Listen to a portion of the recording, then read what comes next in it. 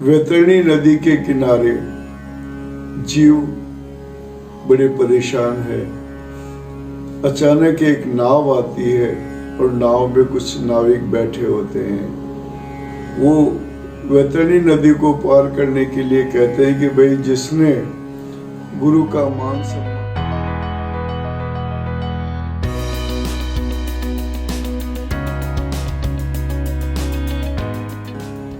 साहिब बंदगी, साहिब बंदगी, साहिब बंदगी।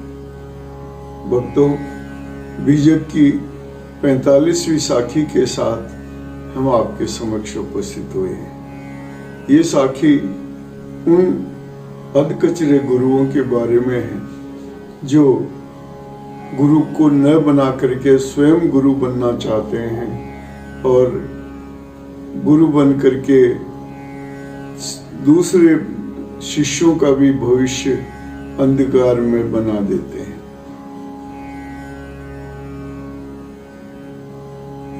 बहुत दिवस ते हिंडिया सुन्न समाधि लगाए, करहा पड़ा गाड़ में दूर पड़ा पछताए। बहुत दिवस ते हिंडिया, सदगुरु कबीर कहते हैं ये अधकचरे गुरु बहुत दिवस ते हिंडिया जगह जगह जाकर के ढूंढते हैं, शून्य समाधि लगाए। कोई शून्य स्थान मिल जाए, कोई अकेला स्थान मिल जाए, उसमें जाकर के समाधि लगाना चाहते हैं। गुरु के विमुख होकर के वो स्वयं गुरु बनना चाहते हैं। वो सन्मार्ग का रास्ता नहीं जानते, वो केवल श्लोक और वेद को पढ़ करके परमानंद की प्राप्ति करना चाहते हैं, अपने आप को गुरु बनाना चाहते हैं, स्वयं गुरु बनना चाहते हैं। ऐसे लोग सदगुरु की निगाह में बड़े मूर्ख कहलाते हैं। कहते हैं कि जब गुरु ही नहीं बनाया तो आप लोगों को गुरु बन करके कैसे उपदेश कर सकते हो? आप लोगों को कौन सा आत्मज्ञान बांट सकते हो? आप लोगों को ज्ञान तत्व कहाँ से दोगे? क्योंकि आप में स्वयं में वो ज्ञान नहीं है। खाली गुरु बन करके शिष्य मूंढना कोई बड़ी बात नहीं है। शिष्य बना करके उसको गुरु के समान बनाना ये बड़ी बात होती है। तो भक्तों, एक ऐसा ही इंसान जो जगह जगह घूमता है, परिवार को छोड़ करके, घर बार को छोड़ करके, सारे समाज को छोड़ करके वो दूर कहीं जंगलों में जाकर गुरु बनने के लिए शून्य समाधि लगाता है। शून्य समाधि में वो अकेला बैठा रहता है और समाधि लगाते लगाते वो जब देखता है कि मेरा आस पड़ोस में प्रभाव पड़ गया तो वो शिष्य मूंढ लेता है और शिष्यों के साथ रहने लग जाता है, मेहनत बन जाता है। लेकिन उसकी आत्मा उसको कचोटती है कि मैं इन शिष्यों को कौन सा ज्ञान दूं ताकि ये लोग मुझे गुरु के रूप में मानने लग जाएं। वो अधूरा ज्ञानी होता है। अधूरा ज्ञानी कभी भी पूरा नहीं हो सकता। जैसे सिर पर आप घड़ा पानी का भरे, आधा घड़ा पानी का भर के ले चलेंगे तो वो छलकेगा, पूरा घड़ा नहीं छलकता है। वैसे ही पूरा गुरु जब बन जाता है तो उसमें बहुत बड़े ज्ञान की प्राप्ति होती है। आधे जल में भरे हुए घड़े की तरह नहीं है, चले तो छलक जाए, ऐसा गुरु नहीं बनना चाहिए। गुरु के लिए कहते हैं कि वो गुरु सबसे अच्छा होता है जिसको लोग नमन करते हो, जिसको लोग आदर देते हो, जिसको लोग प्रणाम करते हो, आराधना करते हो। कुछ लोग कहते हैं कि गुरु परमात्मा से भी बड़ा होता है। लोग इस पे विश्वास नहीं करते, लेकिन विश्वास करने वाली बात ये मैं बताता हूँ कि मेरे गुरु के 2 भुजा और गोविंद के भुज 4। गोविंद के 4 भुजाएं हैं, चारों भुजाओं में शंख चक्र गदा पद्म 4 हथियार हैं। गुरु के हाथ में तो कुछ नहीं, गुरु के पास तो ज्ञान रूपी कमल है। वो कमल जब खिलता है तो आदमी का भविष्य स्वतः ही चमकने लग जाता है। मेरे गुरु के 2 भुजा गोविंद के भुज 4, गोविंद जब ठुकरा दिया। वो 4 भुजा वाला भगवान भी जब आपसे नाराज हो गया तो बताइए आपका परिणाम क्या होगा। उसका परिणाम गुरु के पास होता है। गुरु उसको पार लगाता है। भवसागर से पार करने की क्षमता अगर किसी में है तो वो गुरु के अंदर है। तो वो आदमी समाज से कट कर के दूर चला गया समाधि लगाने के लिए, और जब लौट के आया तो बहुत देर हो चुकी थी। वो अपने समाज से कट गया था, उसकी हालत बहुत खराब हो गई थी। ठीक वैसे ही जैसे एक हाथी अपने घमंड में चूर होकर के, मदमस्त होकर के दूसरे हाथी को मारने के लिए दौड़ता है। वो हाथी जब दौड़ता है तो उसको मारने के लिए दौड़ता है। शिकारी लोग इसी कमजोरी का फायदा उठा करके एक बड़े हाथी का चित्र बना करके और उसके नीचे गड्ढा बना देते हैं। गड्ढे के ऊपर घास फूस बिछा देते हैं, और जब वो हाथी उसको मारने के लिए आता है तो वो तो एक चित्र होता है, चित्र अलग हो जाता है और वो हाथी उस गड्ढे में गिर जाता है। अब गिरने के बाद हाथी परवश हो जाता है। अपने झुंड को छोड़ करके वो हाथी उस गड्ढे में गिर जाता है। अब उस गड्ढे में से उसके झुंड वाले उसको निकाल नहीं सकते हैं। वो अपने मन की बात किसको कहे, मन ही मन पछताता है कि मैंने ये क्या किया। घमंड में आकर के मैंने ये गड्ढे में गिर करके अपने आप को समाप्त करने की ओर ले जाना शुरू कर दिया। आदमी भी ऐसा ही अज्ञान के अंधकार में वो गुरु बनने की चाहत में वो स्वयं को अभिमानी घोषित कर देता है और समाज से दूर हट करके वो अकेला पड़ जाता है। अब जब वो शिष्य बना लेता है तब शिष्य लोग उससे ज्ञान की बात पूछते हैं तो वो ज्ञान रूपी ज्ञान उनको नहीं दे पाता है। मन ही मन में पछताता है, अब मैं क्या करूं, किससे अपने मन की बात कहूं, क्योंकि मैं अब गुरु के पद पर अपने आप को घोषित कर चुका हूं। अगर मैं किसी को कहता हूं तो ये मेरे लिए बहुत बुरी बात होगी। ऐसी बुराई को ध्यान में रखते हुए धीरे धीरे उसका बुढ़ापा आ जाता है, और बुढ़ापा आने पर शरीर कमजोर हो जाता है। शरीर कमजोर हो जाता है तो वो फिर जो तत्व ज्ञान होता है उस ज्ञान को प्राप्त करने में असमर्थ हो जाता है, और फिर धीरे धीरे वो संसार से विदा होने की तैयारी करता है। और एक दिन ऐसा आता है जब वो तैयार होकर के लोग उसको संसार से विदा करने के लिए ले जाते हैं। तो भक्तों, धर्मात्मा की पहचान तप, ज्ञान, वैराग्य इससे नहीं होती है। धर्मात्मा की या गुरु की पहचान उसके चरित्र से होती है, उसके आचरण से होती है, उसके ज्ञान से होती है, उसके नेत्रों से होती है, उसके हाव भाव से होती है। ज्ञान तो जब उसके मुख से, गुरु के मुख से निकलेगा तभी ज्ञान की प्राप्ति होगी।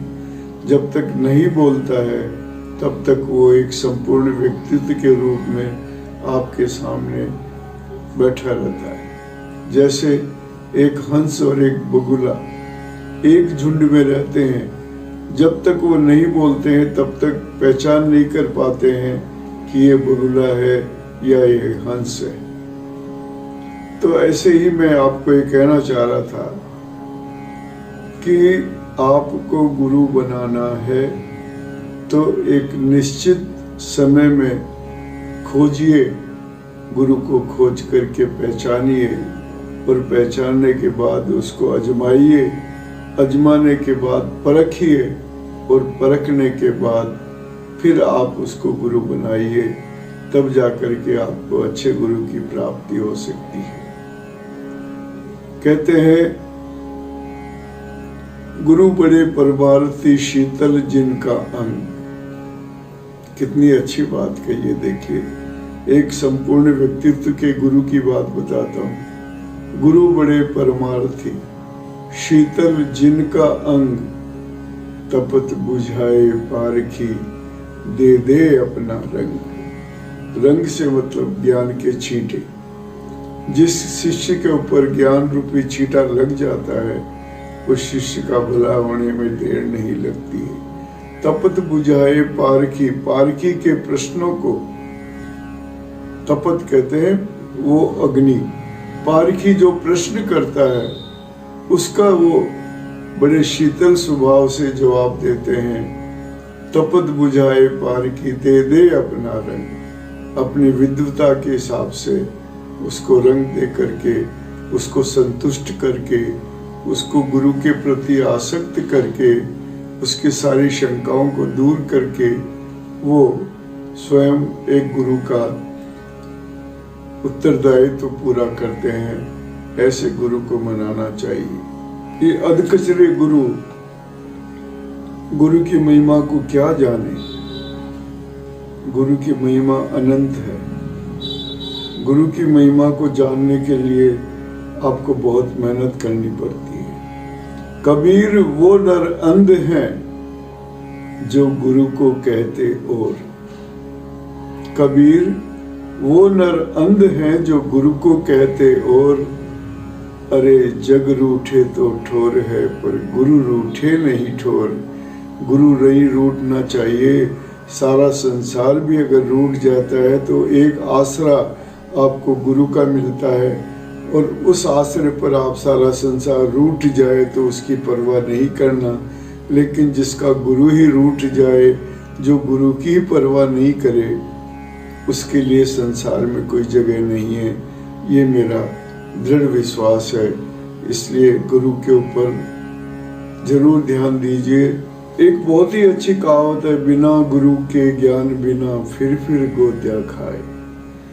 भवसागर में तरना है तो आपको गुरु को गुरु मान करके ही उनसे ज्ञान लेना पड़ेगा। बिना गुरु के ज्ञान बिना फिर गोत्या खाए।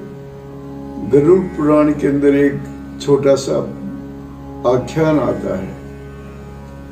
वैतरणी नदी के किनारे जीव बड़े परेशान है। अचानक एक नाव आती है और नाव में कुछ नाविक बैठे होते हैं।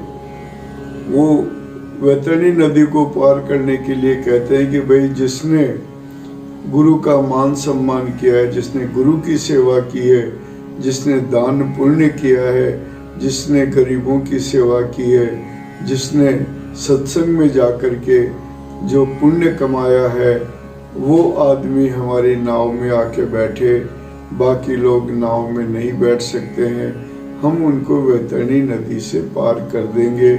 आइए, हम आपका स्वागत करते हैं। तो ऐसे कार्य आप पृथ्वी लोक पर ही करें, जीते जी करें। जीते जी करने के पश्चात आप ऐसे कामों में ध्यान दीजिए जिससे हो सकता है आगे चल करके आपको भवसागर पार करने में कोई दिक्कत नहीं आए। ऐसा गुरु का मानना है।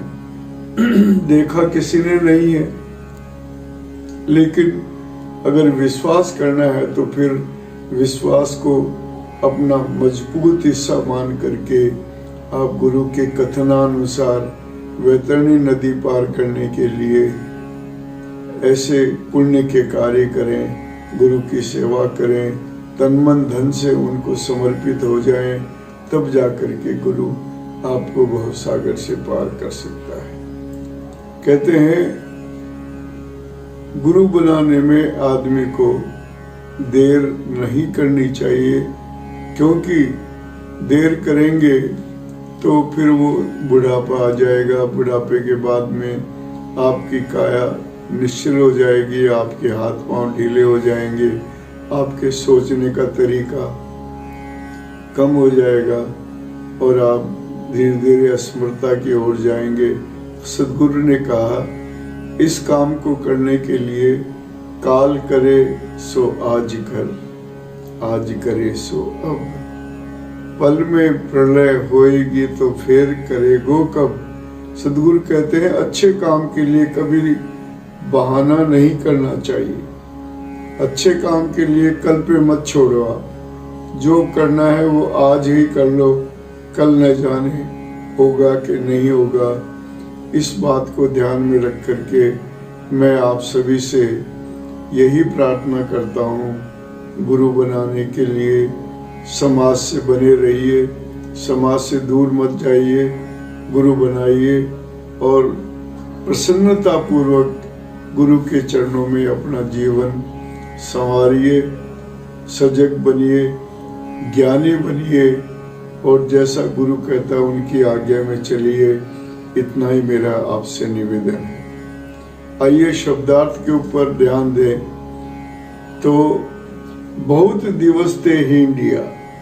सदगुरु कहते हैं ऐसे कई लोग अधकचरे लोग खूब दिनों तक ढूंढते रहते हैं, मैं कहाँ जाकर के तपस्या करूं, कहाँ जाके समाधि लगाऊं।